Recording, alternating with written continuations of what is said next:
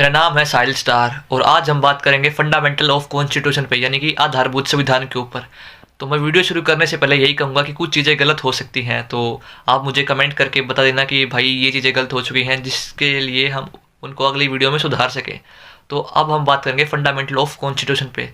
इसमें हम कुछ चीज़ों पर बात करेंगे, जैसे पहली चीज़ है कॉन्स्टिट्यूशन, जिसको हिंदी में संविधान कहते हैं।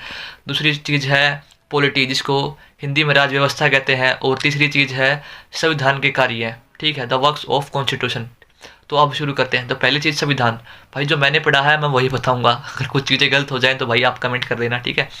तो संविधान, तो हम इंग्लिश में संविधान को कहते हैं कॉन्स्टिट्यूशन। संविधान की जो डेफिनेशन है वो ये है कि जो संविधान है वो नियमों यानी कि रूल्स का और कानूनों यानी कि लॉज का एक ग्रुप है, यानी कि नियमों व कानूनों का एक ग्रुप है संविधान, जो किसी देश के यानी कि जो कोई नेशन है उसके शासन को चलाने के लिए अनिवार्य है, ठीक है। दूसरी बात थी कि पॉलिटी को हिंदी में कहते हैं राज व्यवस्था। राज व्यवस्था की परिभाषा ये है कि संविधान को लागू करना या संविधान को व्यवहारिक रूप देना ही राज व्यवस्था है। उसके बाद हम बात करेंगे संविधान के कार्य के बारे में।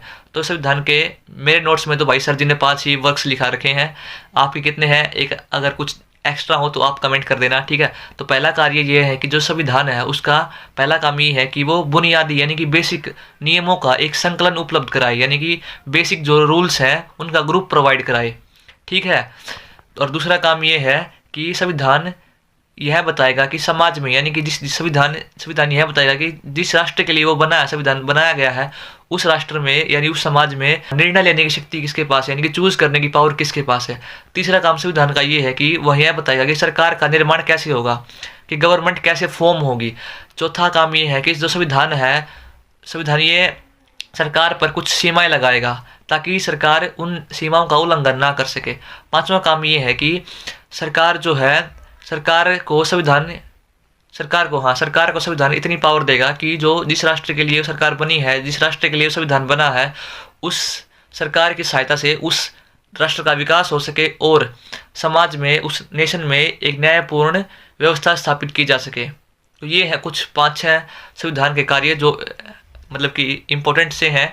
तो आपको कैसे लगी ये वीडियो कमेंट करके मुझे ज़रूर बताना। और आगे हम इंडियन कॉन्स्टिट्यूशन को भी पढ़ना शुरू करेंगे, यानी कि जानना शुरू करेंगे। तो कुछ गलतियाँ भविष्य में हो सकती हैं, तो उसके लिए मैं पहले ही माफ़ी मांगता हूँ और मैं मिलता हूँ आपसे नेक्स्ट वीडियो में गाइस।